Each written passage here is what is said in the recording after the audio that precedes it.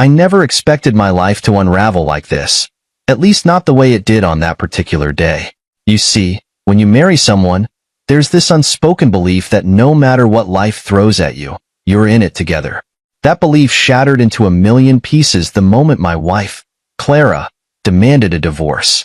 Let me set the scene for you. It was a week after my father-in-law, Robert, had been laid to rest. The man was a legend, self-made, disciplined, and surprisingly kind to a fault despite his stoic exterior.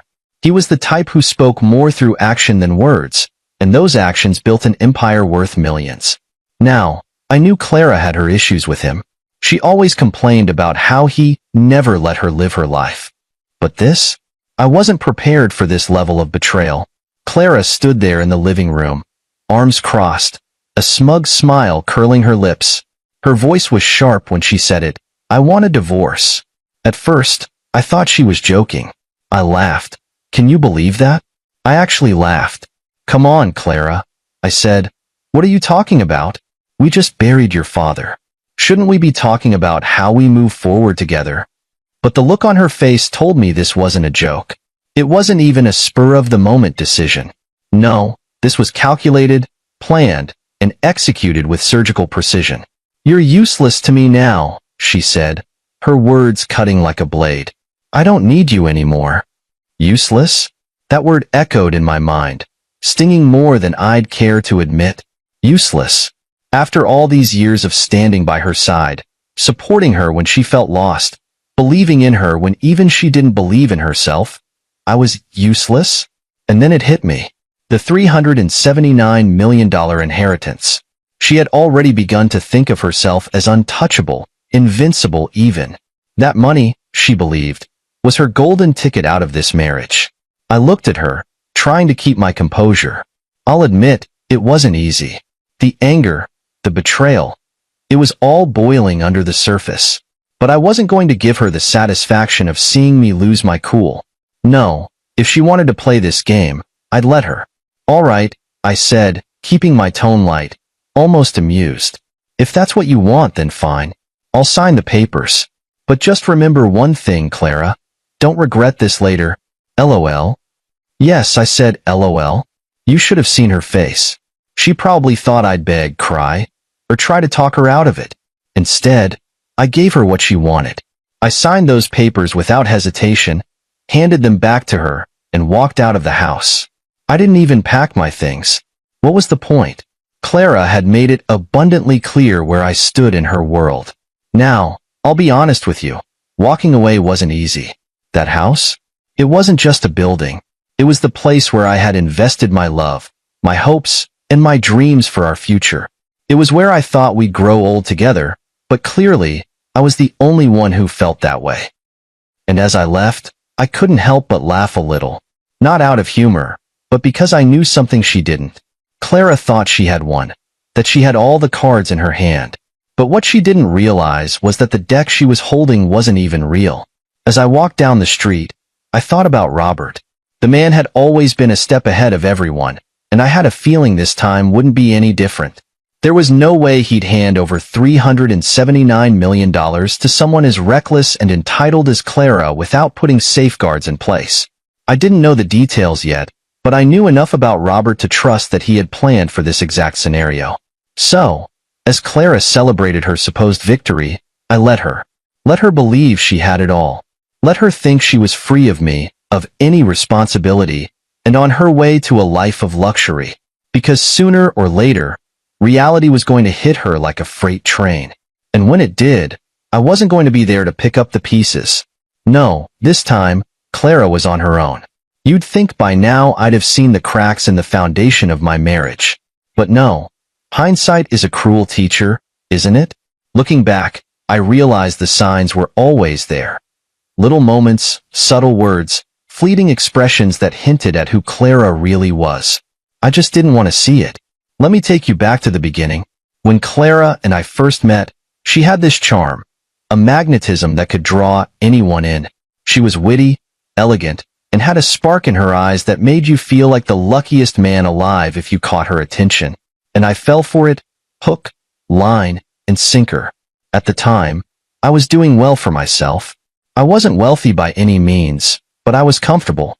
I had a solid job, a modest home, and a steady routine. Clara, on the other hand, was floundering. She was 30, unemployed, and still living off the occasional allowance her father sent her way. She tried a few things, freelance writing, some vague consulting work, even a short stint as a boutique manager, but nothing ever stuck. When we started dating, I didn't see her lack of ambition as a red flag. If anything, I saw it as an opportunity to support her, to help her find her footing. She had potential, I told myself. She just needed someone to believe in her. And for a while, it seemed like I was right. Clara was sweet, attentive, and seemed genuinely interested in building a life together. But there was one constant shadow in her life. Her father, Robert. Robert was the polar opposite of Clara. He was disciplined, pragmatic, and incredibly successful.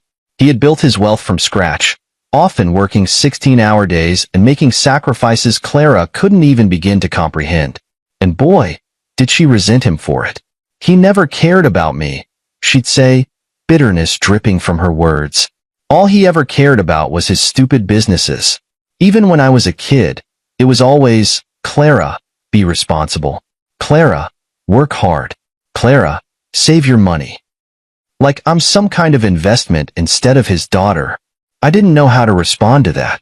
From where I stood, Robert seemed like a good man. He might have been strict, but he cared. He sent her money when she needed it, gave her advice, even if she didn't want it, and made sure she was always taken care of. But Clara only saw it as control, and she hated him for it. Despite her complaints, Robert was a looming presence in our relationship. He had this way of making you feel both impressed and intimidated. The few times we met, he was polite, even warm, but I could tell he was sizing me up, evaluating whether I was good enough for his daughter. Take care of her, he told me once. She needs stability.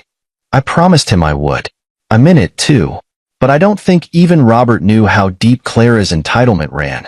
After we got married, it became clear that Clara had no interest in contributing to our life together. I worked long hours to pay the bills while she spent her days shopping, meeting friends for lunch, and scrolling through social media. Every now and then, she'd talk about getting a job or starting a project, but nothing ever came of it. At first, I brushed it off. She's adjusting, I told myself. Marriage is a big change. She'll find her rhythm eventually. But as months turned into years, I realized that wasn't going to happen. Still, I held on. I loved her, and I believed in us. I thought if I just gave her enough time and support, she'd figure things out. But deep down, I think I always knew the truth. Clara didn't want a partnership. She wanted a free ride. Things got worse as her resentment toward Robert grew. She complained endlessly about how he was hoarding wealth while she struggled to enjoy life. Never mind that she wasn't struggling, at least not financially. Between the allowance Robert still sent her and my steady income, Clara had everything she needed. But it was never enough. She'd talk about how things would change once Robert was gone. He thinks he can control me with money, she'd say. But when he's gone, I'll finally be free. It made me uneasy, hearing her talk like that. I chalked it up to frustration, but looking back, it was something more. Clara wasn't just waiting for her father to pass away. She was banking on it. I should have seen the warning signs then. The entitlement, the bitterness, the way she always blamed other people for her problems. It was all there, plain as day. But I ignored it, convinced that love was enough to make everything work. And so, I kept working, kept supporting her, kept believing in a future that, as it turns out, was never meant to be. You know, there's a specific kind of arrogance that money brings out in certain people, the kind that isn't even rooted in actual possession, but in the mere belief that the money is theirs. That was Clara after Robert's funeral. She acted like she'd already won the lottery, and in her mind, I was just the extra baggage she needed to unload before starting her real life. The change in her demeanor was instant. I mean, we were barely back from the funeral when Clara started planning her lavish future. It wasn't grief that filled the room those days. It was entitlement, pure and simple. She'd walk around the house with this air of self-importance, already talking about renovations, new cars, and vacations. Once the estate clears, I'm hiring an interior designer, she said one evening, scrolling through photos of luxury villas on her phone. This house has so much potential, don't you think? The irony wasn't lost on me. This was the same woman who spent years complaining about how small and boring our house was. But now that she thought she was rich, it was suddenly a diamond in the rough. At first, I stayed quiet, letting her talk. Maybe it was morbid curiosity, watching her weave these elaborate dreams without a single clue about what was actually waiting for her.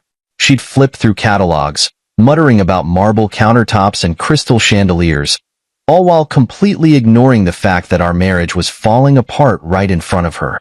And then it happened. The conversation that shattered whatever was left of our fragile relationship. We were sitting in the living room when Clara, without any preamble, dropped the bombshell. I think it's time we go our separate ways. I blinked, genuinely confused. Separate ways? What are you talking about? I want a divorce, she said, her tone so casual you'd think she was asking me to pass the salt. I leaned back, trying to process her words. Why? Why now? Clara sighed, as though the mere act of explaining herself was an inconvenience. Look, James, let's not make this harder than it has to be. I've been thinking about this for a while. Well, I don't need you anymore. You've been great, but let's be honest. You're not exactly indispensable. Indispensable. That word hit me like a punch to the gut. For years, I had been her rock. I paid the bills, cooked the meals, and cleaned up the messes, both literal and metaphorical. But now, because she thought she had a $379 million safety net, I was suddenly disposable? I could feel the anger bubbling up, but I forced myself to stay calm. So, this is it then? You think a pile of money is going to solve all your problems? Her eyes narrowed, and her voice took on a sharp edge. Don't act like this is some big betrayal. You've known for years that this marriage wasn't working. I deserve a chance to be happy, James. And frankly, I can't do that with you holding me back. Holding her back. That was rich coming from someone who had done absolutely nothing to support herself in all the years we'd been together. But I wasn't going to argue with her. Not anymore. All right, I said, keeping my tone even. If that's what you want, then fine. I'll sign the papers. She looked taken aback, like she expected me to beg or fight to change her mind. But why would I? Clara had made it perfectly clear that I was just a placeholder in her life. A temporary convenience until something better came along. As I signed the papers, I couldn't help but feel a strange sense of relief. Yes, it hurt to see how little I meant to her. But at the same time, I knew I was better off without her. Before I handed the papers back, I paused and looked her in the eye. Just one piece of advice, Clara. Don't regret this later. LOL. Her lips curled into a sneer. Trust me, I won't. She didn't even wait for me to leave. As I walked out the door, I could hear her on the phone, talking excitedly about a luxury spa retreat she wanted to book to celebrate. Celebrating what? Exactly? Losing a husband who would have walked through fire for her? Gambling her entire future on an inheritance she hadn't even read the fine print on? But I let her have her moment. Let her revel in her supposed victory. After all, what Clara didn't know, what she couldn't know, was that the $379 million she was banking on wasn't exactly what she thought it was. And soon enough, reality would come knocking, shattering her little fantasy into pieces. You know that moment in movies where the villain, standing on top of the world, suddenly realizes the ground beneath them isn't as solid as they thought? That's exactly what happened to Clara when she met with Robert's lawyer. By this point, Clara was on cloud nine. She'd strutted into the lawyer's office like a queen arriving at her coronation. She wore her best designer outfit, probably something she'd bought with my money before the divorce, and carried herself with this smug confidence, like the world owed her everything it had to offer.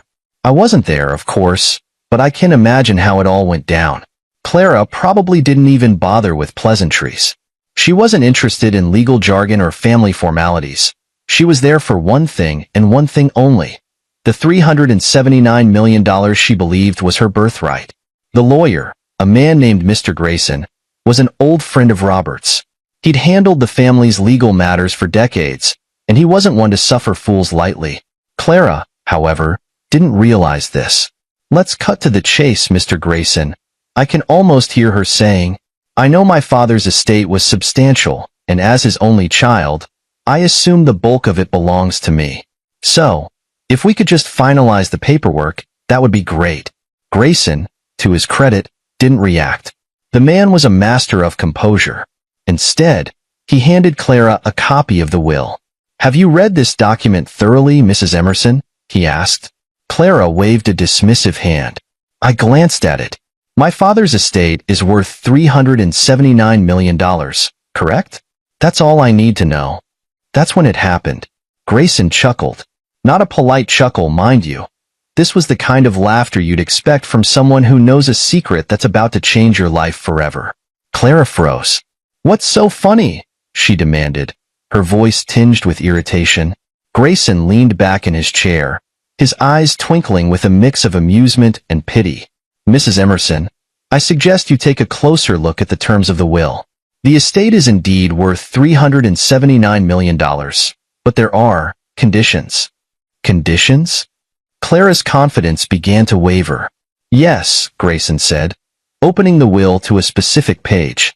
Your father, as you know, was a meticulous man. He believed in hard work and responsibility. As such, he outlined a series of requirements that must be met before you can access the full inheritance. What kind of requirements? Clara asked, her voice rising. Grayson explained calmly, as though he'd done this countless times before. To access the funds, you must meet the following conditions: secure full-time employment, complete a financial management course, and maintain both for a minimum of 5 years. Only then will the trust be fully unlocked. Clara's face must have drained of all color at that moment. You're joking, she said. That's ridiculous. I'm his daughter. I shouldn't have to earn what's rightfully mine. Grayson didn't flinch. Your father was quite clear on this matter. He believed it was important for you to develop the skills necessary to manage such a large sum of money. He wanted to ensure you wouldn't squander it. The room must have gone silent then, save for Clara's shallow breathing. All her grand plans, renovations, vacations, luxury cars, were slipping through her fingers like sand. And what if I don't meet these conditions? She asked, desperation creeping into her voice. Grayson closed the will with a quiet thud. If you fail to meet the conditions within 5 years, the trust will be dissolved, and the entire estate will be donated to charity. Charity? Clara practically screamed. You're telling me I could lose everything? Grayson nodded. That's correct. Clara was stunned. This wasn't how it was supposed to go. In her mind, the inheritance was hers, no strings attached. The idea that she'd have to work for it, after years of avoiding any real responsibility, was unthinkable. But the final blow was yet to come. Grayson leaned forward, his expression softening just slightly. There's one more thing, he said. Your father also allocated a portion of the estate, 20%, to be exact, to James. If Clara was pale before, she was now as white as a sheet. James? My ex-husband? Why would he get anything? Your father appreciated James' care and respect, particularly during his final years, Grayson explained. He believed James demonstrated the values he hoped to see in you. Clara couldn't speak. She had come into that office expecting to leave as a millionaire, only to find herself saddled with a to-do list and a fraction of what she thought she deserved. As for James, well, that's me. I wasn't surprised when Grayson called to let me know about the 20%. I thanked him and told him to give Clara my regards. After all, I warned her not to regret this later. I have to admit, when I got the call from Mr. Grayson, Robert's lawyer, I already had a pretty good idea of what had happened in his office. I could practically hear Clara's screeches through the phone line, even though I wasn't there. But hearing Grayson lay it all out for me, piece by piece, was satisfying. Not because I enjoy seeing people suffer, okay, maybe a little, but because it was the ultimate validation. Everything Robert had said, everything Clara had ignored, was coming back to bite her. Let's rewind for a moment. Robert wasn't just a businessman. He was a strategist. The man didn't leave anything to chance, especially not his $379 million estate. He once told me over a cup of coffee, James, money is like fire. It can warm you if you respect it, or it can burn you if you don't. I didn't realize then how much weight those words carried. Now, Clara? She treated money like it was her birthright, not something she had to earn or respect. She assumed her inheritance was a golden parachute that would whisk her away to a life of luxury without effort. And that's where Robert's brilliance shone through. He didn't just leave her $379 million. He left her a challenge, and a brutal one at that. Grayson explained the details to me during our call. Your ex-wife didn't read the will, did she? He asked, amusement dripping from his tone. Not a chance, I replied. She probably skimmed the first page and assumed she hit the jackpot. Grayson chuckled. Well, she's in for a rude awakening. The trust fund is locked until she meets the conditions outlined by your father-in-law. Full-time employment, financial management training, and maintaining both for 5 years. I let out a low whistle. 5 years? That's going to feel like 5 decades for Clara. Exactly, Grayson said. Robert believed that wealth without discipline is a recipe for disaster. He wanted her to understand the value of hard work and responsibility before gaining access to such a significant amount of money. It was genius, really. Robert knew his daughter better than anyone, and he'd crafted a plan that would either force her to grow up or ensure his money went somewhere it could do real good, charity. But Grayson wasn't done. There's one more thing you should know, he said. Oh? What's that? Robert left you a portion of the estate as well. 20%, to be exact. I almost dropped the phone. 20%? Are you serious? Quite serious. Robert valued the respect and care you showed him, especially in his final years. He wanted to ensure you were recognized for that. I didn't know what to say. On one hand, I was grateful. On the other, I couldn't help but feel a pang of guilt. This wasn't my money. It was Robert's legacy. But then again, he'd made his wishes clear, and I wasn't about to argue with a dead man's wisdom. As I processed this information, my mind wandered to Clara. She must have been losing her mind. For her, the conditions of the trust fund weren't just inconvenient. They were catastrophic. Clara had spent her entire life avoiding responsibility. Now, if she wanted access to the fortune she'd been banking on, she'd have to do the one thing she despised, work. And that wasn't all. The fact that I, her useless ex-husband, had been granted 20% of the estate was the ultimate insult. Robert might as well have reached out from the grave and said, "Grow up, Clara. Learn from someone who understands the value of hard work." I couldn't help but chuckle at the irony. Clara had spent years complaining about Robert's strictness, calling him stingy and controlling.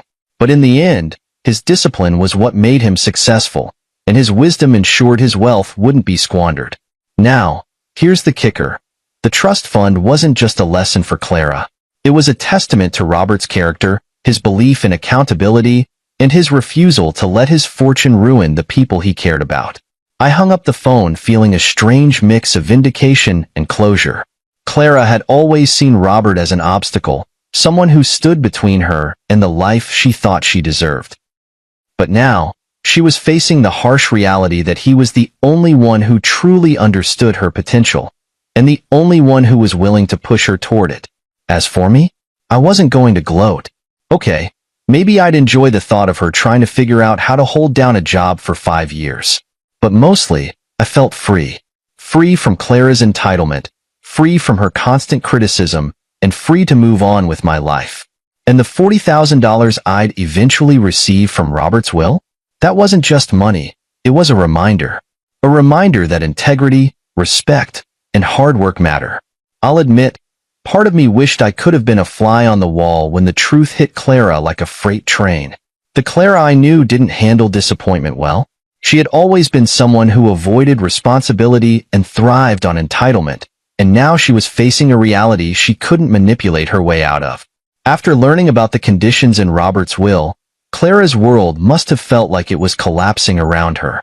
I could imagine her sitting across from Mr. Grayson, her face pale, her hands shaking, and her voice rising in that panicked tone she used whenever things didn't go her way. "What do you mean I have to work? That's absurd." I can hear her saying, "I'm his daughter. That money belongs to me." Grayson, ever calm and professional, likely responded with something like, "Mrs. Emerson, your father made his intentions very clear. He wanted to ensure his wealth would be used responsibly. These conditions are non-negotiable.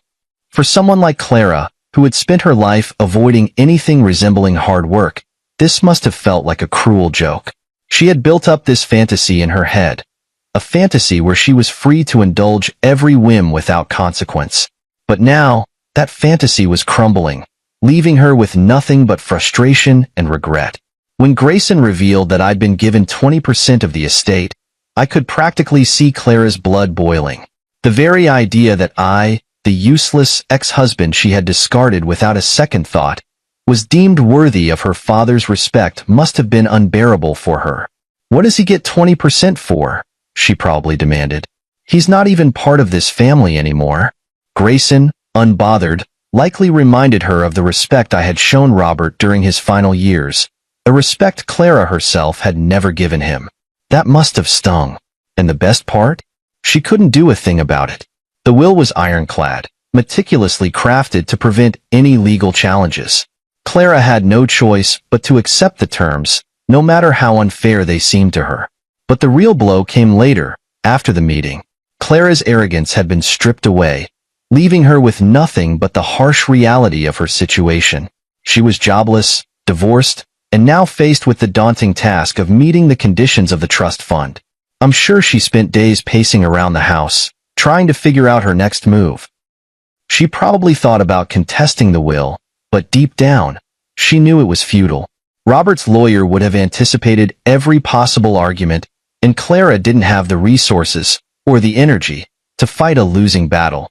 At some point, regret must have started creeping in. Clara had burned every bridge she had, believing the $379 million would make her untouchable. Now, she was left with nothing but a list of conditions she wasn't remotely prepared to meet. And let's not forget the humiliation. Clara had spent years mocking Robert for his discipline, calling him stingy and out of touch. Now, she was being forced to embrace the very values she had spent her life rejecting. It was poetic justice, really. I imagine Clara sat alone in that big house, staring at the trust fund paperwork, wondering how everything had gone so wrong. She probably thought back to our marriage, to the life we had built together, and realized that maybe, just maybe, she had underestimated me. Of course, she'd never admit it. Clara was too proud for that. But the signs of her regret were clear enough. The desperate texts she sent me, the half-hearted attempts to check in after the divorce, those were all the proof I needed. I didn't respond to her messages.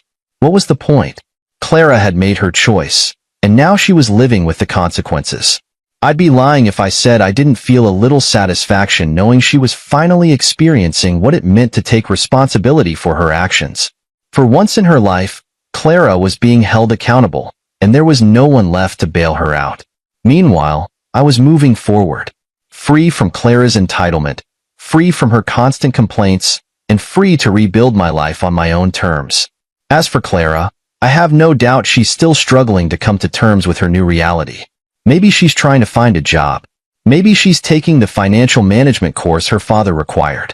Or maybe she's just sitting in that house, wallowing in regret and wondering how she let it all slip through her fingers. Whatever she's doing, one thing is certain. She'll never forget the day her fantasies came crashing down, leaving her with nothing but the bitter taste of regret. You know, looking back, the strangest thing is how come I felt.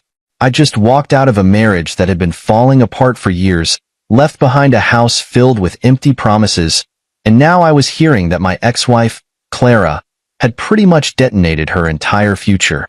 And yet, I wasn't angry or bitter. I was relieved. The truth is, the divorce wasn't just an ending. It was a beginning. For the first time in years, I wasn't weighed down by Clara's entitlement, her constant complaints, or her ever-growing list of unrealistic expectations. I was free to focus on myself, on what I wanted, without having to clean up someone else's mess. But let's rewind a bit. After I heard from Mr. Grayson about the will, I couldn't help but reflect on everything that had led up to this point. Robert, my late father-in-law, had always been a man of discipline and principle. He didn't throw money around or indulge in unnecessary luxuries, and while Clara saw that as stinginess, I saw it as wisdom. Robert once told me, "James, People who inherit wealth without earning it never respect it. It's like handing them fire. They'll either let it go out or burn themselves with it. At the time, I thought he was just making conversation, but now I realized he had been preparing me for this very moment. Clara, on the other hand, had spent her life chasing the illusion of wealth without ever understanding its value. She thought money would solve all her problems, but she didn't realize that money without purpose is nothing more than numbers in a bank account. The irony wasn't lost on me. Clara had mocked me for years, calling me boring and unambitious because I believed in working hard and living within my means. And yet, here I was, holding steady, while she was flailing in the aftermath of her own arrogance. I wasn't gloating, okay, maybe I was a little, but mostly, I felt validated. All the years I spent trying to support Clara, to encourage her to take responsibility for her life, weren't wasted after all. Robert had seen what I saw in her, and he'd put safeguards in place to make sure his legacy wasn't squandered. And then there was the 20% inheritance Robert left me. At first, I didn't know how to feel about it. Part of me thought I didn't deserve it. After all, it was Robert's money, not mine. But another part of me realized it wasn't just about the money. It was about the respect Robert had for me, for the way I treated him and his values. That inheritance wasn't just a financial gift. It was a recognition of the bond we had shared. I decided to use the money wisely. I wasn't going to blow it on flashy cars or expensive vacations. Instead, I invested it in my future. I put some of it into my savings, used a portion to start my own business, and donated a chunk to a charity Robert had supported in his lifetime. It felt like the right thing to do, like a way to honor his memory. As for Clara, well, I heard bits and pieces about her life through mutual acquaintances. She wasn't doing great, to put it mildly. The conditions of the trust fund were proving to be more than she could handle. She tried to find a job, but quickly realized that a lifetime of avoiding responsibility doesn't exactly prepare you for the workforce. From what I heard, she took the financial management course her father required, but even that was a struggle. Clara had never been one for discipline, and trying to force herself into a structured environment was like trying to fit a square peg into a round hole. And yet, I couldn't bring myself to feel sorry for her. She'd made her choices, and now she was living with the consequences. The same arrogance that had driven her to demand a divorce was now the very thing holding her back. Meanwhile, I was thriving. Free from Clara's constant negativity, I found myself with a renewed sense of purpose. My career took off, my business began to grow, and I even reconnected with old friends who drifted away during the chaos of my marriage. For the first time in years, I felt like myself again. And you know what the best part was? The quiet. No more arguments, no more passive-aggressive comments, no more walking on eggshells to avoid triggering one of Clara's tantrums. Just peace. Occasionally, I'd think about Robert and the lessons he'd taught me, not just through his words, but through his actions. He'd shown me the importance of discipline, integrity, and respect, and those lessons had become the foundation of my new life. So, while Clara was busy trying to figure out how to meet the trust fund's conditions, I was busy building something real, something meaningful. And for the first time in a long time, I felt like I was exactly where I was meant to be. It didn't take long for Clara's downfall to begin. Honestly, I'd be lying if I said I didn't see it coming. You can't spend your entire life coasting on other people's efforts and expect to suddenly succeed when the safety net disappears. The conditions of Robert's will were like a reality check she never wanted but desperately needed. From what I heard, her first challenge was finding a job. For someone who had never held a stable position in her life, this was a monumental task. Clara, the same woman who once sneered at my 9-to-5 job as unimaginative, was now scouring job boards and sending out resumes. The irony was almost poetic, but her arrogance, even in the face of adversity, made things worse.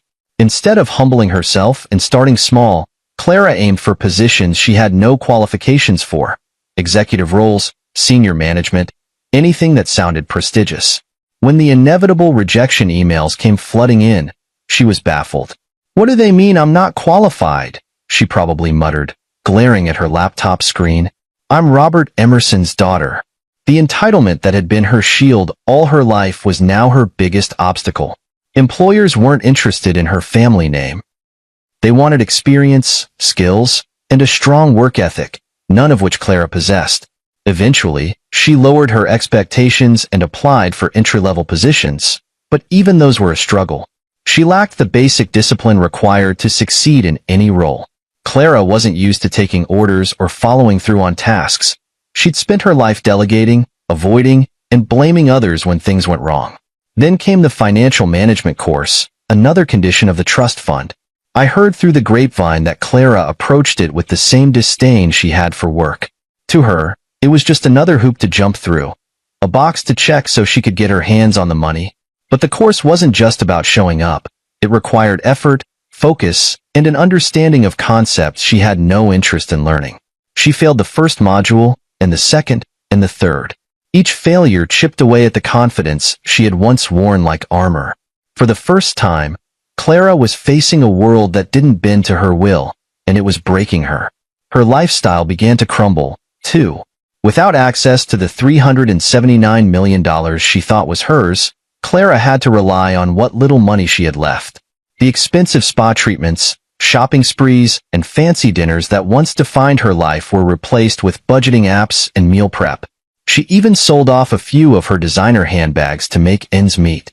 I can't imagine how humiliating that must have been for her. Clara, the self-proclaimed queen of luxury, reduced to clipping coupons and shopping in discount stores. But the worst part, from what I understand, was the isolation. Clara had burned so many bridges in her pursuit of wealth and independence that when things started falling apart, she had no one to turn to. Her so-called friends, the ones who had cheered her on when she divorced me, vanished the moment her money ran out. It's funny how quickly people disappear when you're no longer useful to them. Clara learned that the hard way. Meanwhile, the clock was ticking. The trust fund conditions gave her 5 years to secure a job, complete the financial course, and maintain both consistently. But each failure, each misstep, made the goal seem further and further out of reach. I heard she tried to contest the will at one point, claiming the conditions were unfair. Of course, the case didn't go anywhere. Robert had been meticulous in crafting the will, and there was no legal loophole for Clara to exploit. She was stuck, and she knew it. Every now and then, I'd hear snippets about her from mutual acquaintances. "She's struggling," they'd say. "She's not doing well." I never asked for details. I didn't need to. Clara's downfall wasn't something I wanted to gloat over. It was just a natural consequence of the choices she had made. Still, there was a part of me that hoped she'd learn something from all this. Maybe the struggle would force her to grow up, to finally take responsibility for her life. But deep down, I knew better. Clara had spent so long blaming everyone else for her problems that I doubted she even knew how to look in the mirror and see the truth. By the end of the first year, the cracks in her life were fully exposed. She was jobless, broke, and alone, clinging to the faint hope that she might somehow turn things around before the 5-year deadline. But if you ask me, the real tragedy wasn't that Clara had failed to meet the conditions of the trust fund. It was that she had failed to see the opportunity in front of her. Robert's will wasn't just about money. It was about growth, responsibility, and redemption. It was a chance for Clara to prove to herself and to the world that she was more than just a spoiled, entitled heiress. Unfortunately, Clara wasn't ready to take that chance. And by the time she realized it, it was already too late. While Clara was stumbling through the wreckage of her life, I was finally starting to rebuild mine. Walking away from her and that toxic marriage had been the best decision I'd ever made. It was as though a weight had been lifted, and I could finally see the path ahead of me clearly. Robert's unexpected 20% inheritance gave me a sense of security I hadn't felt in years. It wasn't the amount that mattered, it was what it symbolized. Robert's acknowledgement of my efforts and values meant more than any dollar figure, and I wasn't going to squander it. I invested wisely, putting some of the money into starting my own consulting business. It wasn't flashy, but it was something I had always wanted to do. I spent years honing my skills in sales and management, and now I was finally working for myself. Watching my business grow was deeply fulfilling in a way I hadn't experienced in a long time. My personal life blossomed, too. Without Clara's negativity dragging me down, I found myself reconnecting with old friends and forming new relationships. For the first time in years, I felt like I could breathe, like I was living, not just surviving. Meanwhile, Clara's life continued to spiral. She had exhausted her options. The trust fund's conditions proved insurmountable, and each failure seemed to tighten the noose around her aspirations. By the end of the second year, her attempts to secure a job had dwindled to nothing. Employers didn't want someone with no experience and an entitled attitude, and Clara wasn't willing to start at the bottom. The financial management course? That was a disaster, too. Clara's disdain for discipline meant she never took it seriously, and she failed multiple times before finally giving up. The countdown to the 5-year deadline was moving faster than she realized, and with every passing day, her chances of accessing the trust fund faded further into the distance. By year 3, her financial situation had deteriorated significantly. The money she once thought would last forever was gone, spent on trying to maintain a lifestyle she could no longer afford. The big house, the designer clothes, the spa treatments, all of it disappeared. From what I heard, she ended up moving into a small apartment, barely scraping by on what little she had left. Her social circle had evaporated, too. The friends who had celebrated her independence after the divorce were nowhere to be found. It turns out they weren't interested in Clara without the promise of lavish dinners and shopping trips. Alone and isolated, she had no one to turn to. I'd hear snippets about her occasionally, how she was struggling, how she'd become a shadow of the woman she once was. I didn't go looking for these updates, but people love to talk. "You dodged a bullet with that one," a former colleague said to me once. "She's really hit rock bottom." I nodded, offering a polite smile, but I didn't feel the satisfaction I thought I would. By then, Clara wasn't even a part of my life anymore, just a distant memory of a chapter I'd long since closed. As the 5-year deadline approached, the inevitable happened. Clara failed to meet the conditions of the trust, and the $379 million was forfeited. The money went to charity, just as Robert had planned. Clara, the woman who had built her life on the assumption that wealth would always be within her grasp, was left with nothing. I imagine that moment must have been crushing for her. All the dreams she'd had, all the plans she'd made, gone in an instant. She'd spent years blaming others for her problems, but now there was no one left to blame. As for me, life was good. My business was thriving, and I had found a sense of purpose that had been missing for years. The lessons I learned from Robert about discipline, respect, and the value of hard work had become the foundation of my success. One day, I received a letter. It was from Clara. The handwriting was shaky, almost unrecognizable, but the message was clear. She was asking for help, not money, but advice. "I don't know what to do anymore," she wrote. "I've made so many mistakes. I don't expect you to forgive me, but I don't know who else to turn to." I stared at the letter for a long time before putting it away. Clara had burned every bridge, including ours. I wasn't angry at her anymore. I'd moved past that, but I wasn't going to step back into her chaos. The truth is, Clara's downfall wasn't about the money or the trust fund. It was about her refusal to take responsibility for her life. She had every opportunity to grow, to change, to build something meaningful, but she chose to cling to her entitlement instead. And me? I chose to move forward. I rented a modest condo, invested my inheritance wisely, and focused on building a life I could be proud of. The $40,000 I received from Robert's estate remains untouched in my account, a reminder of the man who taught me that wealth is meaningless without integrity. Clara may have turned pale when she heard the truth about the will, but I walked away with something far more valuable: freedom. My name is Marcus Reed. I'm 35 years old, and for most of my adult life, I've been told I'm hard to read. That's what people say when you don't wear your ambition on your sleeve, when you speak with caution and listen more than you talk. In my case, it was intentional. I learned early on that silence, when wielded properly, is not a weakness, it's a weapon. Still, even with everything I've built, I never quite expected to hear the words that came out of my wife's mouth 2 nights before her father's retirement party. "Marcus," she said, not looking up from her compact mirror as she adjusted her lipstick. "Please don't embarrass us." I was leaning against the doorway of our bedroom, dress shirt still unbuttoned, watching her touch up her makeup as though she were prepping for a film premiere and not a family celebration. I wasn't sure what startled me more, how casually she said it, or the fact that she didn't even pause to see if the sentence had hit its mark. Embarrass you? I asked, my voice even. But my hands were cold. I could already feel the familiar knot tighten in my chest. Vivian snapped the compact shut and finally looked at me. Her tone softened, but her eyes didn't. You're a good man, Marcus. You are. But you don't belong in that world. Not theirs. Not tonight. That world. Her world. The polished, upper-crust cocktail circuit of Boston's elite.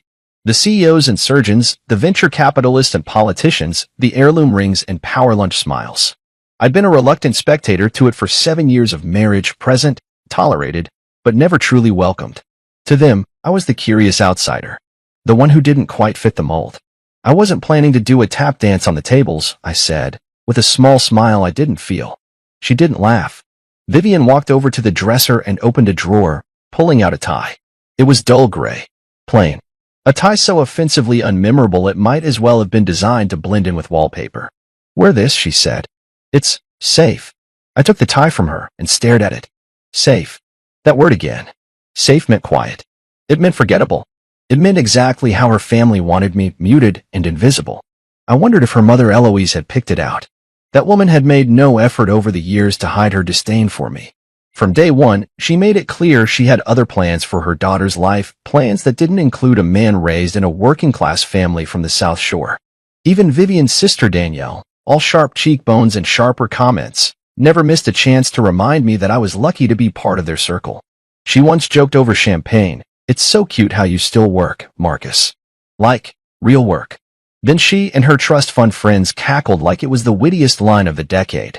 But I didn't react. I rarely did. That was my role in this orbit, to absorb and smile, to sip wine and nod like a background actor. As I held that gray tie, something in me shifted. Not snapped, not broke. Just moved. Slightly. Like a door beginning to creak open after years of being stuck. I said nothing as Vivian walked away, humming under her breath, picking up the speech she was helping her father practice. I turned to the mirror. Shirt still unbuttoned. Tie in hand. Face unreadable. What they didn't know, what Vivian didn't know, is that I had already been deeply involved in her father's company for over 3 years. Langston Medical Group, once a titan in healthcare innovation, had quietly begun to unravel. Poor acquisitions. Outdated strategies. Declining investor confidence. Their stock was bleeding value. And Harold Langston, her father, was too proud to admit it. Too proud to ask for help. That's where I came in. But not as myself. Through a network of holding companies and discrete equity channels, I'd orchestrated a silent buy-in. My firm, Reed Acquisitions, took controlling interest without Harold ever knowing the face behind the capital. I didn't need credit. I just needed control. I didn't do it for revenge. I did it because I saw an opportunity to preserve what Harold had built. For years, I kept my identity off every document. Not even my own team knew the full details. And now, with the retirement party days away and the final deal complete, I was set to meet Harold's longtime business partner, Graham Maddox. The man had insisted on shaking hands with the silent backer who had, in his words, saved the company's soul. Vivian had no idea. No one did. Because I never needed them to know. Until now. That night, I couldn't sleep. I lay in bed beside Vivian, staring at the ceiling while she scrolled through her phone, liking posts from designer boutiques and celebrity chefs. I turned my head and looked at her. The woman I'd once chased through Central Park during a spontaneous summer trip. The woman I'd married on a rainy June afternoon. She was still beautiful. Impossibly elegant. But somewhere along the way, the space between us had grown. I'd felt it in the little things, how she introduced me at dinners as just Marcus, how she never asked about my work, how she once corrected someone who called me a financier by saying, "Well, he dabbles." I didn't resent her. Not entirely. I understood the pressure of her world. The unspoken expectations. The optics. She had been groomed for legacy, not love. And in their world, image often trumped truth. But something about that sentence, "Don't embarrass us," stuck to me like a thorn. Who is us? I wanted to ask. Is there a version of me you actually feel proud of, Vivian? Or am I just a polished accessory you keep in the corner, like a watch that doesn't quite go with the outfit but doesn't make enough noise to remove? As she drifted off to sleep, I rose quietly and walked into the study. I opened my laptop, pulled up the final acquisition documents, and reread the clause Graham had added last week. The new board will be announced following the retirement ceremony. Final approval pending public acknowledgement of incoming lead partner Marcus Reed. So it was set. My name would no longer be invisible. The clock glowed 2:17 a.m. I leaned back in my chair, the gray tie still draped over my wrist like a forgotten reminder. They wanted silence. But soon, they'd hear the truth. Not through a speech or confrontation, but through the kind of silence that reveals more than shouting ever could. I closed my laptop, walked back to bed, and finally, slept. The morning after Vivian handed me that dull gray tie, I woke up to find it neatly draped over my side of the chair by the window. A silent reminder. A warning dressed as politeness. I sat on the edge of the bed, watching the sunlight creep across the floorboards, and let my fingers run over the fabric. Smooth, stiff, utterly lifeless. I didn't wear it. Not yet. Instead, I sat in silence, listening to the familiar rhythm of Vivian moving through the house. Heels clicking across the hallway, the bathroom faucet running, the crisp snapping of her garment bag. She was always in control in the mornings, a perfectly choreographed routine. She didn't even notice that I hadn't gotten up yet. Or maybe she did, but chose not to say anything. That was her version of grace, controlled indifference. I eventually wandered downstairs. She was already at the kitchen island, phone in one hand, a perfectly assembled smoothie in the other. She didn't look up when she spoke. Graham confirmed the final head count. Just under 200. It's black tie, obviously, but Daddy wants the theme to feel modern retro. Whatever that means. I gave a nod and poured myself a black coffee. I never had a taste for the green blend she drank. She always said coffee was a crutch. I thought it was a reminder. Something about the warmth, the grounding. Vivian finally glanced at me. Her eyes traveled over my plain navy shirt and slacks. You're not wearing that to brunch, are you? We're having brunch. I asked, genuinely unsure. I hadn't checked the calendar, and she hadn't mentioned it the night before. She sighed, tapping her phone. With Danielle and Mom. Remember? You promised. Of course. I always seemed to be promising things I didn't recall. I changed quickly, reluctantly reaching for the tie she'd picked. I held it up to the mirror again. That color, the lifeless gray, felt like a forecast. A prediction of who I was expected to be. Danielle's voice was the first thing I heard when we entered the restaurant lobby. She was perched at the table, sunglasses still on indoors, laughing far too loudly for a place that smelled of truffle oil and pretension. Beside her sat Eloise, regal and sharp-eyed, in her signature ivory suit. She looked like she'd walked out of a courtroom and into a magazine shoot. Danielle spotted me and gave a mock clap. Well, he showed up. Mother, be kind, he's wearing the tie. Eloise barely smiled. Color suits you, Marcus. It's understated. Like him, Danielle said, smirking over her mimosa. I gave a slight smile and took my seat. No one asked how I was. No one asked what I'd been working on. I could have closed $1 billion deal that morning, and they'd still want to know whether I'd remembered to make a dinner reservation at the steakhouse Vivian liked. Vivian leaned over and adjusted my collar mid-conversation. Just straighten this a bit. Her voice was soft but clipped, like a teacher correcting a child in front of classmates. That little gesture, so casual, so public, told me everything. I was a decoration, an accessory they hadn't chosen, but tolerated. One they kept polishing, hoping someday I might shine the way they needed me to. Eloise turned to me midway through her salad and said, Now Marcus, remember, no need to speak at the event. Just let Harold and Graham handle everything. Your support is what matters. I wasn't planning to speak, I replied. Danielle chuckled. Well, thank goodness. The last thing we need is a TED Talk about spreadsheets and startup seed rounds. Vivian laughed lightly. Not forced, but not entirely natural either. She wasn't cruel. Just careful. She didn't want to draw a line between her family and me, but she also wasn't going to cross over to my side of it either. The rest of brunch was a blur of conversations I wasn't part of, about the event decor, the guest list, the flower arrangements. I nodded when expected, smiled when appropriate. Inside, I was somewhere else. I wasn't angry. Not yet. I learned over the years to fold these little humiliations into myself like old receipts, crumpled, forgotten, but always there if you look deep enough. I'd become a master of stillness, a student of silence. But something about that morning gnawed at me.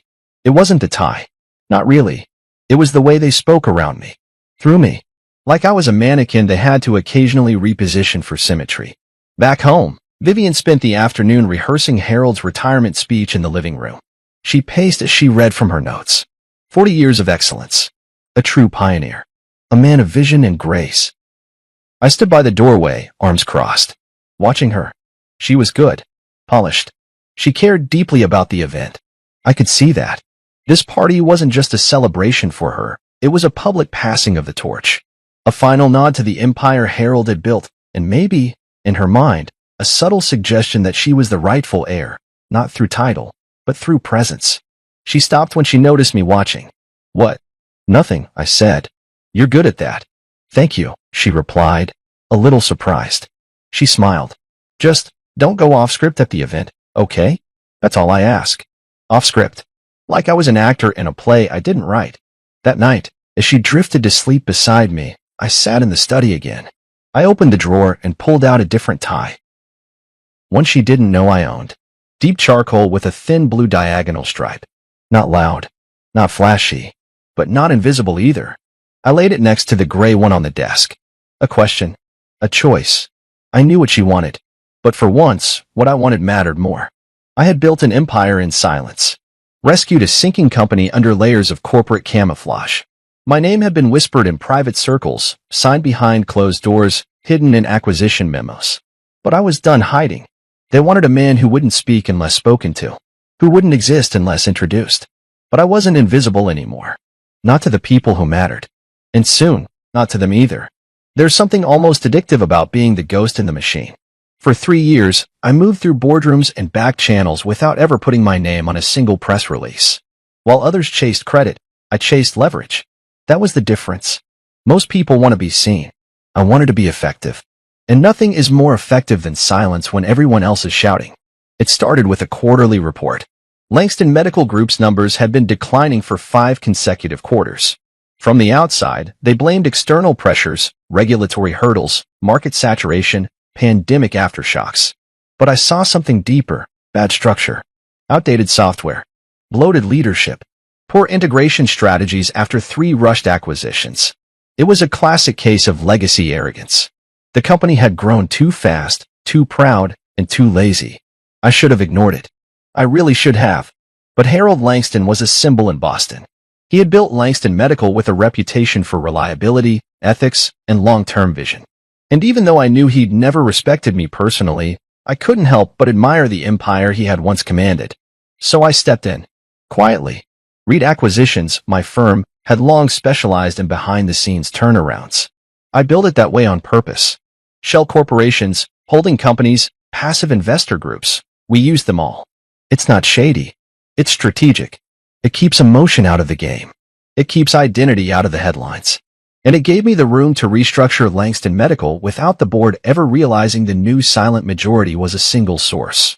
Me. It took 18 months to secure enough equity through controlled third parties. I had to outmaneuver 3 aggressive buyout firms and 1 European conglomerate. But piece by piece, the puzzle shifted. Voting rights changed hands. Proxy seats rotated. And just like that, Langston Medical had a new lifeline. One that didn't wear a tie to their family dinners or speak at their galas. One they didn't even know existed. Harold kept showing up to work, assuming he was in charge. He wasn't. He was an avatar, a familiar face for shareholders while we rewired the body from the inside out. It wasn't revenge. It was rescue. Graham Maddox was the first to notice. Graham had been Harold's business partner for nearly 3 decades. He wasn't flashy like Harold. He didn't love the spotlight or the accolades. He worked the numbers, the contracts, the people. If Harold was the head, Graham was the spine. And when the tide started shifting, Graham was smart enough to ask where the current was coming from. He reached out through a mutual connection, asked for a quiet meeting, said he didn't want names, just intent. He wasn't looking to stop the change. He just wanted to understand it, to know whether this new influence cared about preserving the Langston legacy or gutting it. We met in a quiet corner of a private club in Cambridge. I didn't hide who I was. I told him plainly, I'm not here to ruin the company. I'm here to fix it. Quietly. He didn't ask why. He just nodded, took a sip of his whiskey, and said, I've watched Harold run this place into the ground for years, and no one had the guts to challenge him. If you're the man doing the saving, then you'll get my support. After that, Graham became my quiet ally. He helped guide the leadership shift internally, smoothing over the transitions, pushing key reforms, shielding us from unnecessary scrutiny. And when it came time to arrange Harold's retirement, he reached out again. He deserves a party, Graham said. He built something real once. Let him have that dignity. I agreed. No need to strip the man of his final bow. But I want to shake the hand of the man who saved it before the curtain drops, Graham added. At the event. Publicly. You've earned that much. I didn't answer right away. Truth was, I hadn't decided yet. Part of me still clung to the idea that if I just kept my head down, stayed quiet, I could avoid the awkwardness of revealing myself in front of people who had spent years dismissing me. People who thought I was just a stock picker. People who laughed at my ties, my silence, my lack of pedigree. People like my wife. But something about Graham's tone, it wasn't pushy. It was respectful. It was as if he was saying, let them know. Not for revenge. For clarity. It stayed with me.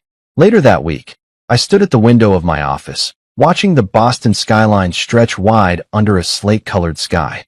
Behind me, my assistant Lydia updated me on the final merger of our oncology tech arm.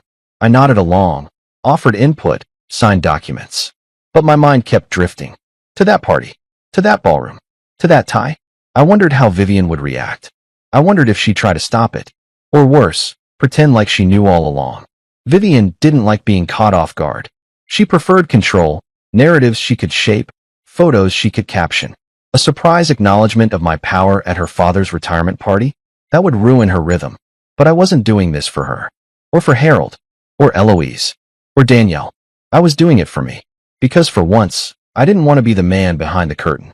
I wanted to stand in the room. Not to shout, not to gloat, but simply to exist, fully, in the truth. When Graham called me the next day to confirm the guest list, he asked again, gently, will you let me introduce you? I took a breath. Yes, I said. It's time. That night, I sat alone in the study, staring at the finalized documents, the board transition, the executive restructuring, the new vision statement. My signature was at the bottom of every page. No more initials.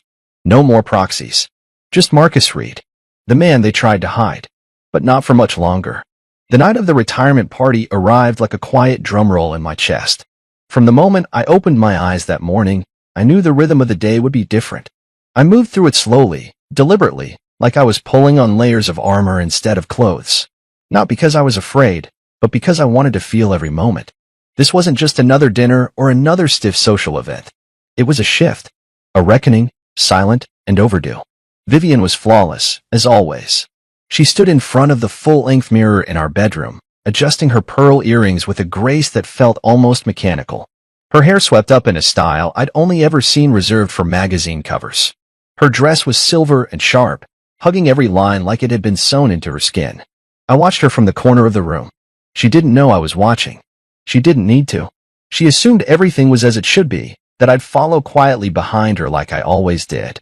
She turned to grab her clutch and noticed me still sitting on the edge of the bed, knotting my tie slowly. Her eyes fell on it. Not the gray one she picked. It was deep charcoal, just like the one I laid out a few nights ago, with a subtle diagonal stripe that caught the light if you tilted your head. It wasn't loud, but it wasn't invisible either. She blinked. Once, then smiled tightly. That's not the tie I left out for you, she said. I know, I replied, still nodding it with calm hands. Her smile held, but it didn't reach. She said nothing, just slipped on her heels and walked to the door. On the drive to the venue, silence stretched between us like a pane of glass, clear, cold, ready to shatter at any second. She stared out the window most of the time, probably rehearsing lines in her head, probably making lists of people she needed to greet, tables she needed to visit, compliments she needed to give. Image was her language, approval her currency. When we arrived, I stepped out first and held the door for her. Flashbulbs popped even though it wasn't a red carpet. In her family's world, everything had a lens on it. She smiled at the cameras with a practiced poise, then walked ahead without waiting for me. The ballroom was breathtaking. Crystal chandeliers, ivory linen-draped tables, tall glass vases filled with white orchids. A jazz trio played in the corner. Waiters glided by with champagne flutes and trays of hors d'oeuvres. It was a celebration, no doubt, but not one of warmth. It was elegance dressed in ice. The guest list read like a corporate yearbook: executives, doctors, political figures, investment brokers, even a few celebrity donors to Harold's hospital foundation. And yet, in the middle of it all, I stood at the fringe, a shadow in my own clothes. I watched as Vivian glided from table to table, kissing cheeks, laughing politely, performing her role with flawless precision. She looked back at me once, as if checking that I wasn't wandering too far or saying too much. I gave her a nod. She didn't smile, just turned back to her audience. At the far end of the room, I spotted Eloise. Tall, stern, and statuesque in navy. She was in a circle of women, all dressed in variations of money. They held champagne glasses like accessories, laughing with the same rehearsed pitch. Then I saw it, Eloise pointing at me discreetly. The women leaned in. Smiles curled at the corners of their mouths like secrets. One woman raised an eyebrow and whispered something that made the others smirk. They laughed. All of them. Delicate, polished, cruel laughter. I didn't flinch. Across the room, Danielle waved a lazy hand at me as if I were a valet or a distant cousin. I nodded and began to walk away, toward the back, toward the bar, toward somewhere I didn't have to pretend. But before I could reach it, I heard a voice behind me. Marcus. It was Vivian. She caught up quickly, her heels silent against the marble floor. She touched my arm lightly. Could you maybe just hang near the bar area for a bit? She said, her voice gentle but rehearsed. It's getting a little crowded by the sponsors. I don't want you to feel out of place. I stared at her for a second longer than I should have. Do I look out of place? She hesitated. No. I just mean, with all the medical talk and policy guests, you know, it's easy to feel out of the loop. Out of the loop. I nodded once. I'll be fine. She smiled, relieved, then disappeared again. I stood at the edge of the room, fingers wrapped around a whiskey glass, heart beating not from nerves, but from clarity. I wasn't angry. I wasn't even surprised. I had known this version of the night was coming. I had felt it in the way Vivian avoided asking me about the company. In the way she flinched every time I introduced myself to someone she hadn't briefed first. To her, I wasn't her equal. I was her footnote. But not to Graham. Not to the board. Not anymore. Then the doors opened again. A hush moved through the room, not silence, but something close. An air shift. A subtle change in temperature. Conversation slowed. Heads turned. Graham Maddox had arrived. He didn't walk. He moved like a man on rails, steady, respected, impossible to ignore. People instinctively moved out of his way, drifting toward him like metal to a magnet. Even Harold, who had been laughing loudly at the center table, paused mid-sentence. Graham wore a sharp black suit, his silver hair slicked back in his usual no-nonsense style. He greeted a few people, nodded to others, but his eyes were scanning the room, searching. Then he found me. Our eyes locked across the ballroom. And he smiled. Not a nod. Not a passing glance. A full, clear, deliberate smile. He began walking directly toward me. No hesitation. No detours.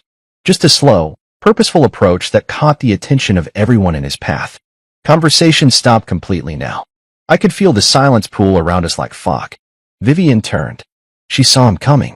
Her smile began to falter. Then she looked to where he was heading. Her mouth opened slightly, then closed. Graham stopped in front of me, extended his hand. His voice rang out calm, deep, firm. Good to see you, sir. Sir. The word echoed like a dropped pin in a cathedral. He gripped my hand tightly, with warmth and respect, like two men who had stood on the same battlefield and come out the other side. Everyone, Graham said, his voice raised just enough to carry. This is Marcus Reed, the man who made this night possible. I felt the heat of 200 stares, but I didn't flinch. I stood tall.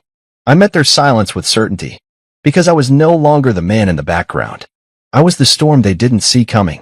There's a certain sound that rooms make when truth cuts through them. It's not loud. It's not even a sound you can describe, but you feel it. A stillness. A pause in breath. The quiet ripple that comes when people realize the story they thought they knew was never the real one. That was the sound I heard when Graham Maddox said my name out loud. Not just the name, the recognition behind it, the reverence in his tone, and most of all, the weight of what followed. This is Marcus Reed, the man who made this night possible. He could have dropped a chandelier and gotten less of a reaction. People froze, mid-sip, mid-sentence, mid-smile. Vivian stopped walking, her heels catching slightly on the carpet as she turned.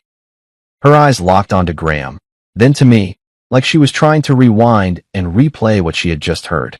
Her father, Harold, standing across the room in front of the donor table, blinked in confusion. His mouth opened slightly as he turned to look. I watched his chest rise and fall just once, then still. Eloise's glass tilted dangerously in her hand. Danielle muttered something to the woman next to her, who immediately leaned in to whisper back, eyes flicking toward me like I was an exhibit. But I wasn't looking at them. Not anymore. I looked at Graham. He held my hand firmly, then placed his left on top of mine like a seal. He was smiling, not just politely, but genuinely. Proud, even, and loud enough for everyone to hear. He added, "Without Marcus, Langston Medical would have folded 2 years ago. But you didn't know that, did you?" The silence around us deepened. You could hear forks being set down, champagne bubbling, but no one spoke. He turned slightly toward Harold. "You remember those anonymous investors we partnered with to restructure the company? The ones who kept us afloat during the supply chain collapse? The ones who proposed the pivot to digital health? That wasn't some hedge fund. That was Marcus Reed." I gave a small nod, offering my hand to Harold. "Pleasure to finally meet you, sir." Harold looked like he'd been blindsided by a headwind. Slowly, he reached out and shook my hand. His grip was weak, not because he didn't want to shake it, but because his mind was still catching up to the new picture in front of him. "You," he began, his voice soft, eyes narrowing slightly.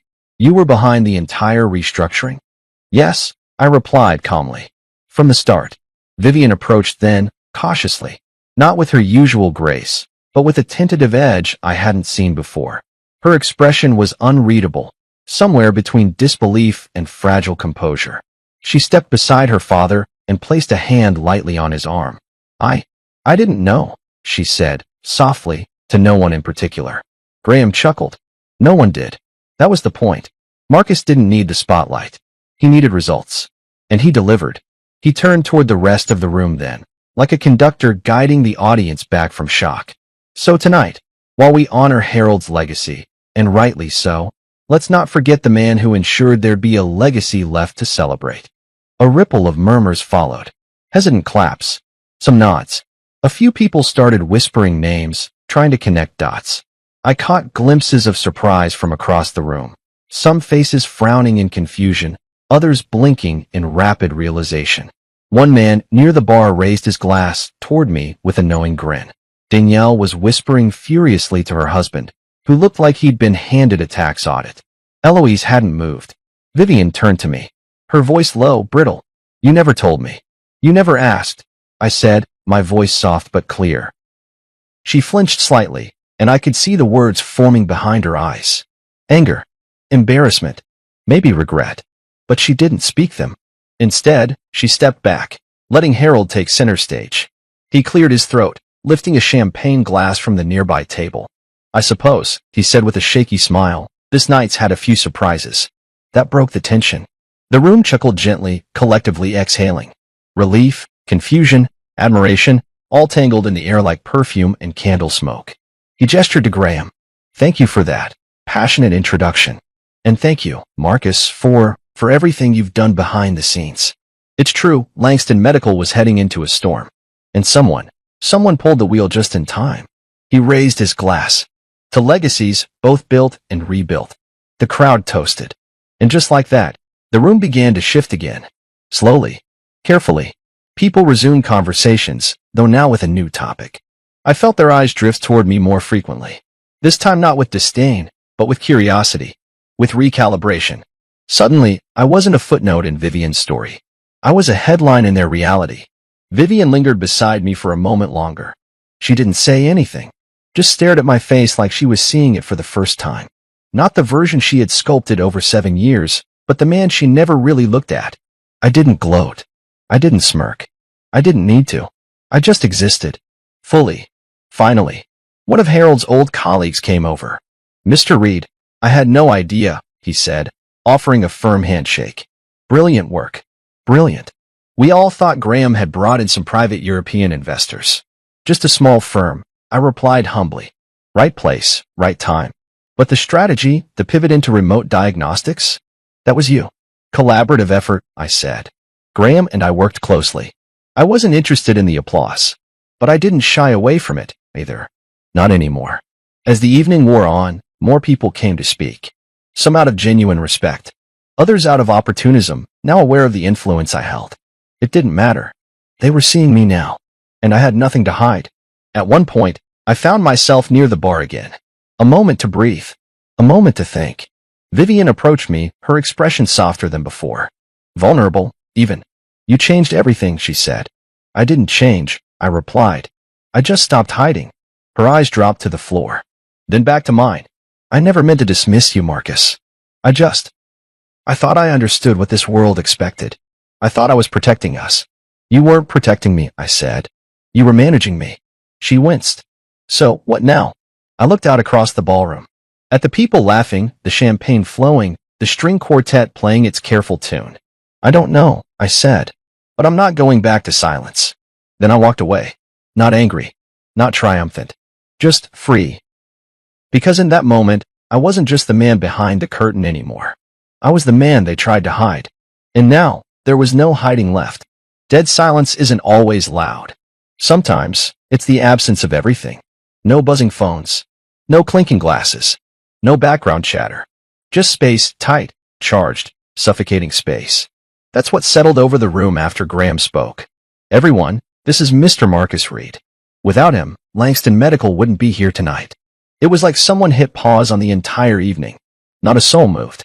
I could see it in their faces, the slow dawning, the mental rewinding, the scrambling to reassess everything they thought they knew. I wasn't the man sipping quietly in the corner anymore. I wasn't the plus one with a decent suit and a forgettable tie. No. Now I was someone important.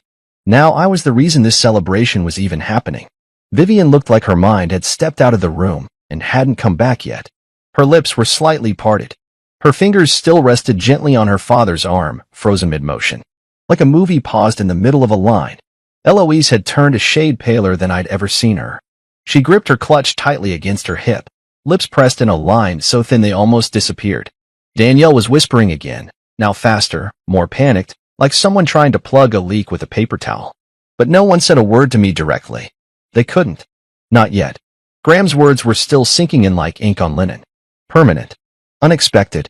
A truth they weren't ready for. I nodded politely toward Harold. Pleasure to finally meet you, sir. He managed a delayed nod, eyes still fixed on me like I was a mirage. He opened his mouth to respond, but before he could speak, Graham placed a firm hand on his shoulder. This is the man who kept your name from disappearing off hospital wings, he said calmly. Might be time you learned that. Harold didn't argue. To his credit, he didn't snap or lash out or reach for a joke to cover the tension. He simply nodded again, slower this time, then turned to his wife and daughter like he needed them to confirm that yes, this was real. Vivian didn't move. I didn't expect her to. Not yet. I turned away, slowly, stepping to the side so Graham could take the floor and continue with the event's formal remarks. He transitioned the crowd gently, giving them something to latch onto. Numbers. Vision. Legacy.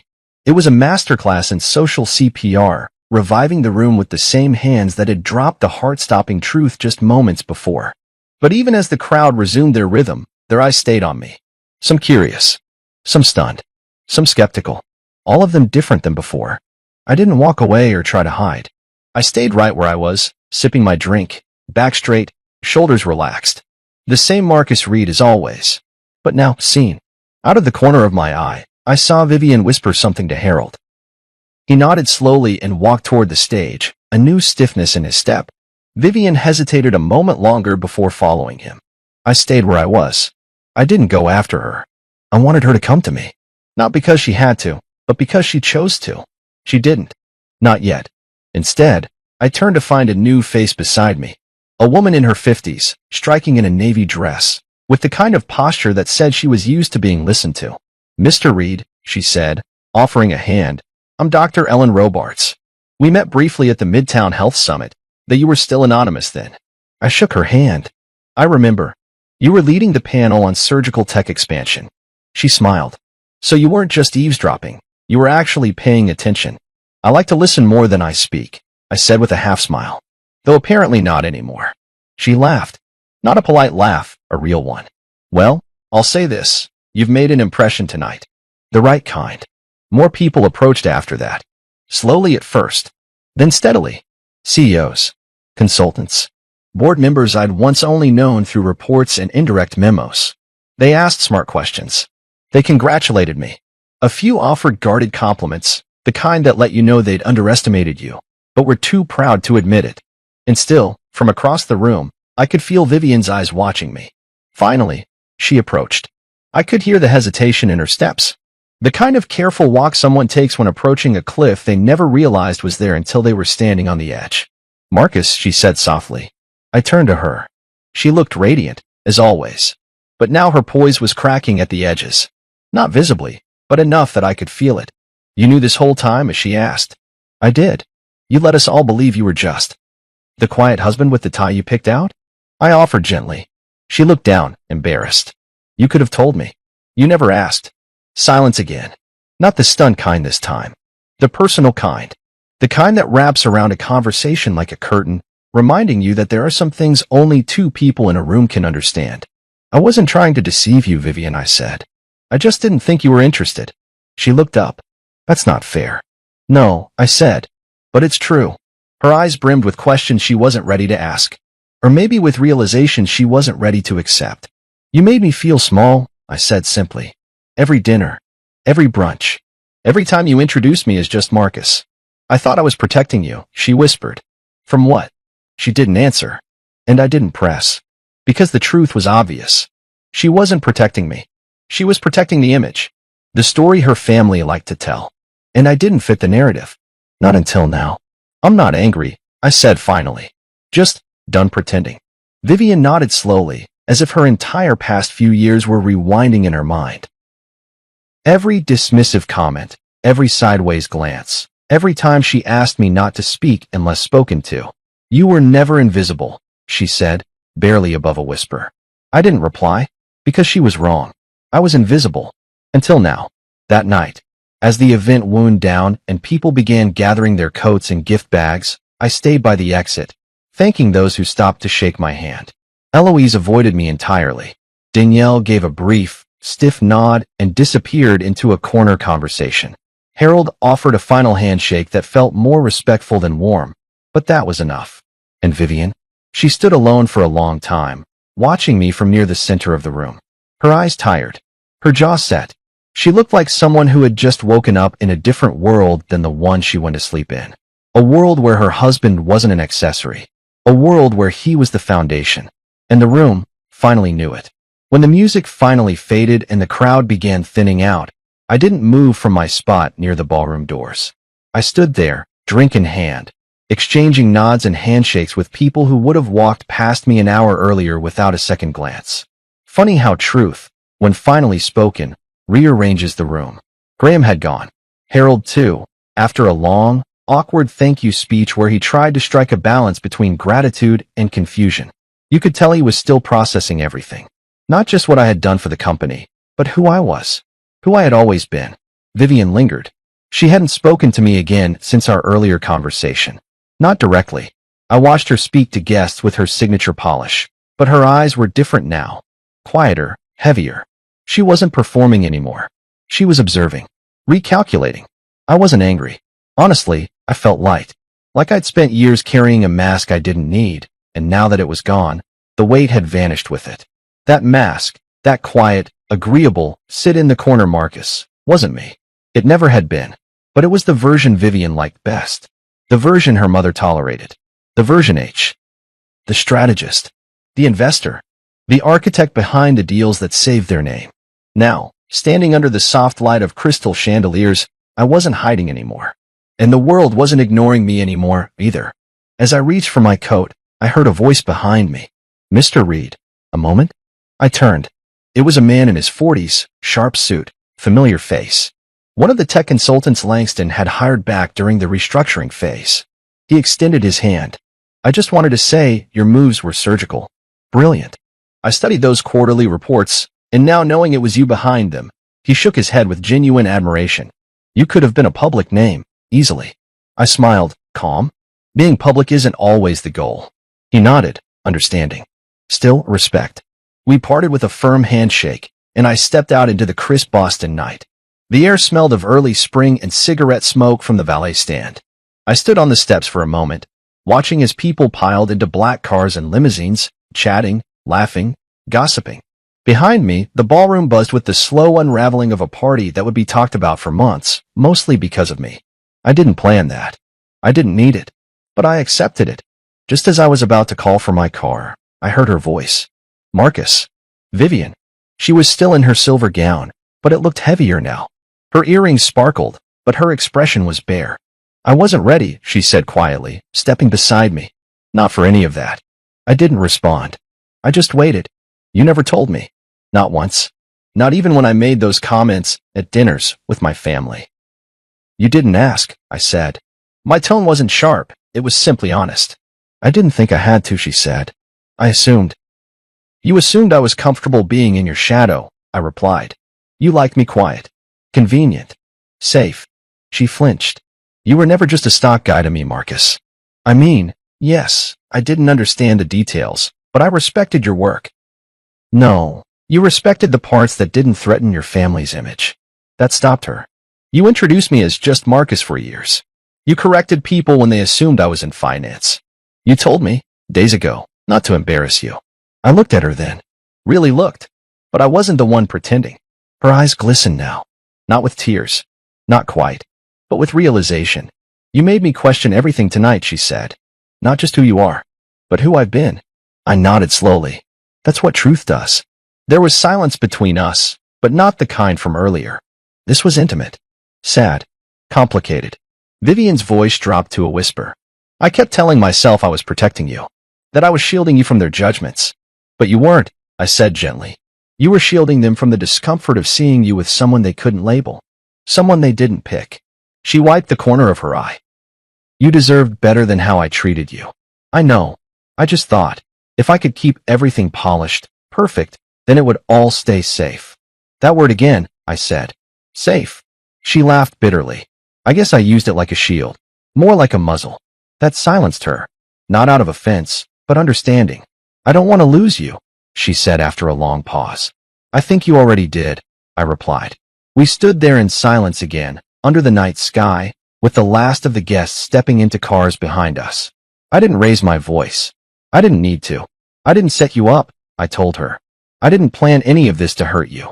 She nodded slowly. I know. I just stopped hiding. There was nothing more to say after that. She turned and walked back inside without a word. And I watched her go, graceful, elegant, deeply human. Not the villain, not the victim, just someone who couldn't see what was in front of her until it was too late. I walked to my car alone, no driver, no fanfare. Just me and the quiet. And for the first time in years, I didn't feel like a background character. I felt like a man who had finally stepped into his own story. Not with noise, not with anger, but with the simple, undeniable weight of the truth. The ride home was silent. Vivian sat beside me in the passenger seat, her hands folded neatly in her lap, eyes fixed out the window. The gown she wore no longer glimmered.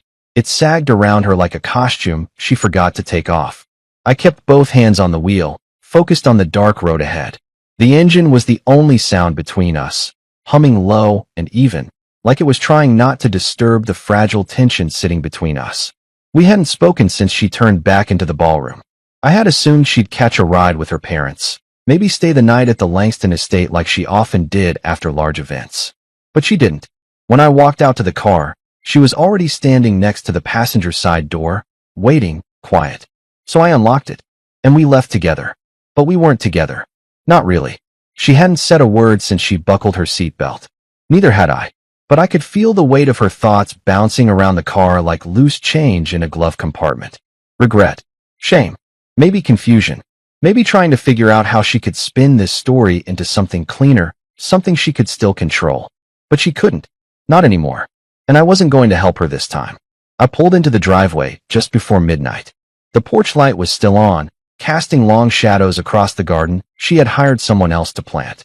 Everything about our house was curated, coordinated, just like her. It had never really been mine.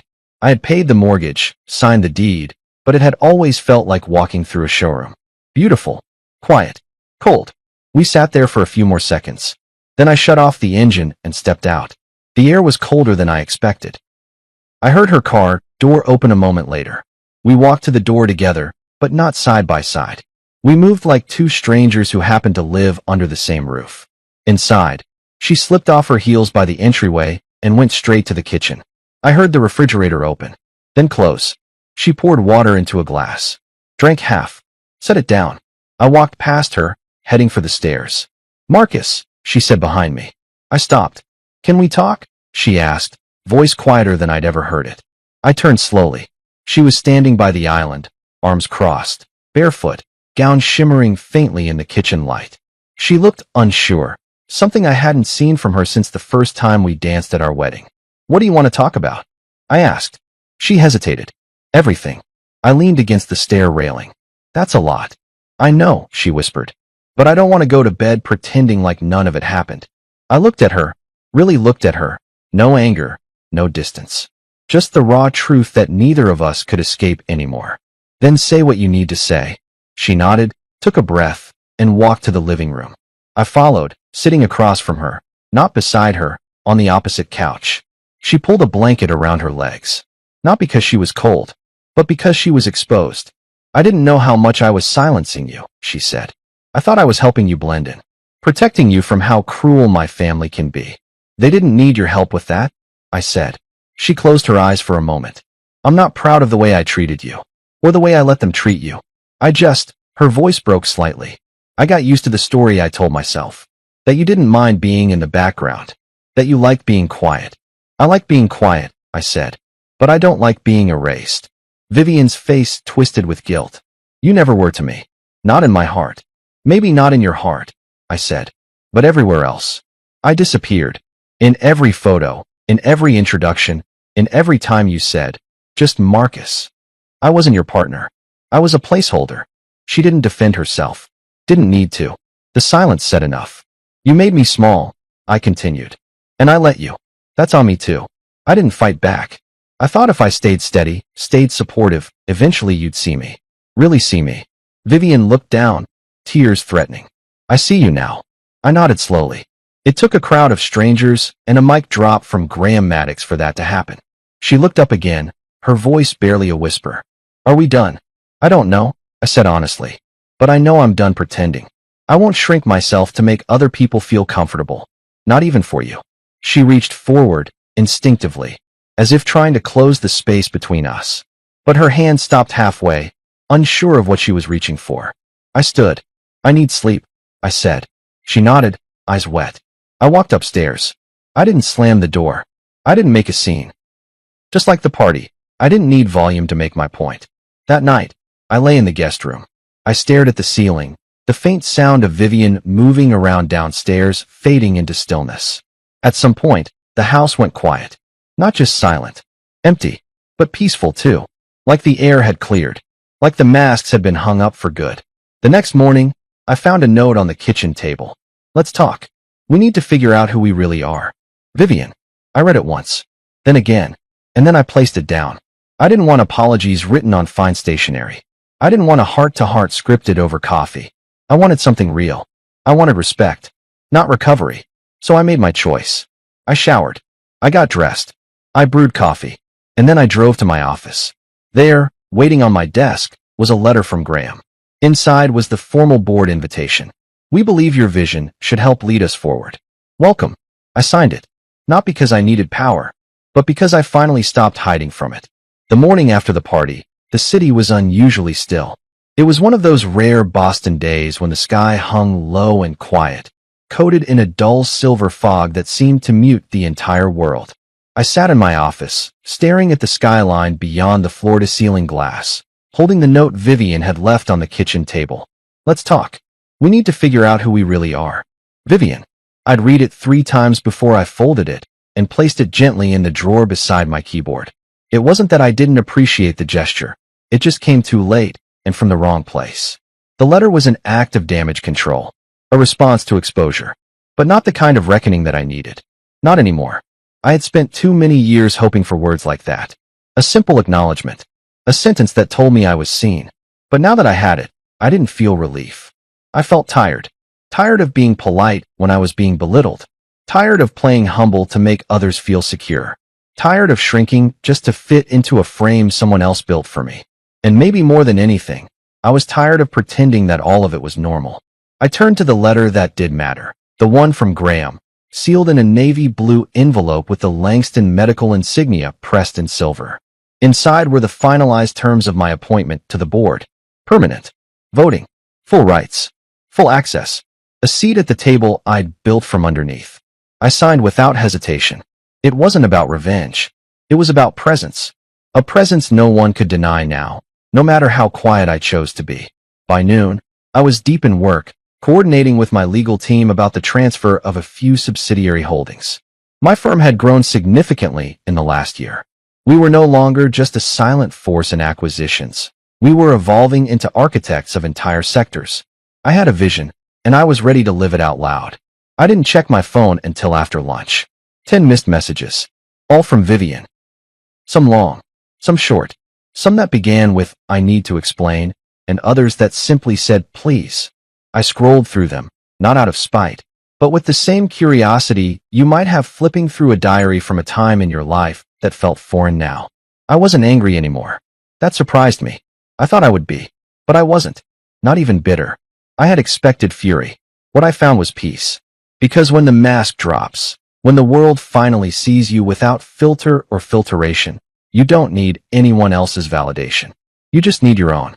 Still, I owed her a response. Maybe not the one she wanted, but one rooted in honesty. I typed, "Vivian, you asked me not to embarrass you. I didn't. I revealed who I've always been. Marcus." Then I put my phone down and went back to work. That evening, I returned home briefly to pack an overnight bag. I wasn't leaving in some grand theatrical way. I just needed space. I needed a room where I wasn't haunted by echoes of smallness. A place where the walls didn't remember all the times I'd been asked to stay quiet. Or wear a dull gray tie. Vivian wasn't home. Her car was gone. Probably with her mother. Or her sister. Maybe with someone new trying to help her rewrite the narrative into something cleaner. I didn't mind. In the bedroom, I opened the closet and saw it still hanging there, the gray tie. Unworn. Untouched. I took it down, folded it slowly, and placed it inside a drawer. Not as a keepsake, but as a reminder. A reminder of how easy it is to become someone else's silence if you're not careful. I took only what I needed. Some clothes. My watch. A notebook. No drama. No slammed doors. Just quiet footsteps and a hotel key in my pocket. By nightfall, I was in a suite downtown with a skyline view, a whiskey in my hand, and my laptop open. I sent emails. Scheduled meetings. Finalized my next move. I was done being the invisible man. And I was done waiting for the world to notice me. Now they had. The next morning, I met with Graham for breakfast at his favorite spot. A quiet, upscale cafe tucked into a side street near Beacon Hill. He was already seated, reading the paper, suit perfect as always. "You good?" he asked as I sat down. I nodded. "Better than I've been in years." He smiled. "You've handled all of this with more grace than most men would. Hell, I've seen CEOs crumble under less." "I had a lot of practice being ignored," I said lightly. He folded the paper. "They know now? Everyone. And they won't forget it. I don't need them to remember me," I said, sipping my coffee. "I just needed them to stop writing me out of my own story." He tapped the table gently. "Well, story's yours now. So what's next?" I didn't answer right away, because I didn't fully know. And for the first time in a long time, that didn't terrify me. I think, I said slowly, I just want to build something real. Without apology. Without needing to explain it to anyone who doesn't want to understand. Graham nodded like a man who understood exactly what that meant. We talked business for the next hour. Mergers. Market shifts. Internal politics. But underneath it all was something deeper, a respect I hadn't felt in years. Not the kind of approval that comes from being useful, but the kind that comes from being seen. After we parted ways, I walked through the city for a while, letting the cool air wrap around me. I didn't feel heavy. I didn't feel lost. I felt new. And somewhere between the second coffee shop and the corner bookstore, I realized something. I wasn't waiting anymore. Not for her. Not for them. Not even for closure. I was already living in it. Exactly 1 week after the retirement party, I stood by the window in my new office, top floor, corner view, sun cutting across the skyline like a slow, golden blade. My name was etched on the glass door outside. Marcus Reed, founder and managing partner, Reed Acquisitions. Not in bold, not in gold, not screaming for attention. Just there. Firm. Permanent. Behind me, my team celebrated. We just finalized the acquisition of a rising diagnostics company in North Carolina, one that specialized in early-stage cancer detection using AI. It was more than a good deal. It was the kind of work that meant something. They brought in cupcakes, popped open a bottle of champagne I didn't know we had in the fridge, and toasted to the next chapter. I smiled, clapped, gave a few words. I didn't talk about revenge. I didn't mention the party. There was no need. They weren't clapping for my past. They were clapping for where we were headed. It felt good. Not flashy. Not loud. Just real. I turned back to the window while they laughed and toasted behind me. The city stretched wide below. Familiar. Honest. Complex. I had spent years watching it from other people's rooms, ballrooms, parlors, conference centers, always standing near the edge, just out of focus. Now, I was the center of my own frame. No handlers. No introductions with downplayed titles. No wife pulling me by the wrist with a smile that said, just don't talk too much. I was finally here. Just me. Unmasked. Unapologetic. Halfway through the celebration, my phone buzzed. Vivian. Again. She hadn't stopped texting. Not angry messages anymore. They had shifted into something more erratic. Confused. Wounded. Regretful. Some short, can we please talk? Others longer. I didn't know how blind I was. I see it now. I see you. I read them all. But I only responded once. I had sent it a few days ago, during a late night in the hotel when I looked out at the Charles River and realized I didn't need to explain myself anymore. You asked me not to embarrass you. I didn't. I revealed who I've always been. She hadn't replied to that. Today, her name flashed again. This time, I didn't open the message. I simply turned the phone over, face down, and let it rest beside the tray of untouched cupcakes. Across the room, Lydia, my assistant, walked over and handed me a slim envelope. From Graham, she said. Hand-delivered this morning. Said you'd know what it meant. I nodded and took it. Inside was a photograph. It was taken at the retirement party. I hadn't known there were any cameras pointed at me that night, but Graham must have arranged it. In the picture, I stood by the bar, hand extended as Graham greeted me. He was mid-sentence, his mouth slightly open, and I was listening. Calm. Still. Poised. And behind me, just out of focus, were the stunned faces of Vivian, Harold, and Eloise. The moment of unmasking. Frozen forever. I looked at it for a long time before tucking it inside the drawer beneath my desk. Not to display. Just to remember. It wasn't about showing them. It was about reminding me. I took the rest of the day slow. Spoke to the team. Laughed a little. Shared coffee with new interns who reminded me of myself, observant, serious, full of questions. I didn't tell them my story. I didn't need to. What mattered was the space we were building together. A space where no one was asked to shrink. That evening, I returned to the house. Yes, that house. The one that had never felt entirely mine. Vivian wasn't home. Her car was gone again. Whether she was with family or retreating somewhere to think, I didn't know. I didn't ask. I had come for one reason. Closure. I walked through the room slowly. The living room still held the scent of old candles and polished furniture. The walls were covered in framed photos, family dinners, holidays, foundation galas. Most of them staged. Most of them curated. I paused at one of them. A photo from our second anniversary. She stood in front, laughing, wineglass raised. I was in the back, barely visible, talking to a waiter, adjusting my cufflink. That was the role I played for years. The background. The husband who never quite matched the rest of the decor. I didn't hate her for it. I hated that to the part of me that thought being loved meant being less. Before I left, I stood in the closet. That gray tie still sat folded in the drawer. I picked it up once more, then dropped it gently into the donation bag. There were no angry goodbyes. No slammed doors. No theatrical messages scribbled onto mirrors. Just me, walking out with my own key, locking it one last time, and leaving behind the version of myself I would never be again. Back at my apartment, the one I'd chosen myself, with dark wood floors and bookshelves that reached the ceiling, I opened a bottle of red wine and stepped out onto the balcony. The city was alive again. Not chaotic. Just awake. And for the first time in a long time, I didn't feel like a man trying to prove anything. I didn't feel like a man waiting to be seen. I felt like a man who had arrived. Fully. Completely. Quietly. Vivian's last message came 2 days later. I didn't open it. I didn't need to. Some stories don't need endings tied with a bow. Some stories end with a step. A choice. A door closed softly behind you. and the sound of your own voice, finally unmuted, saying, "This is who I am."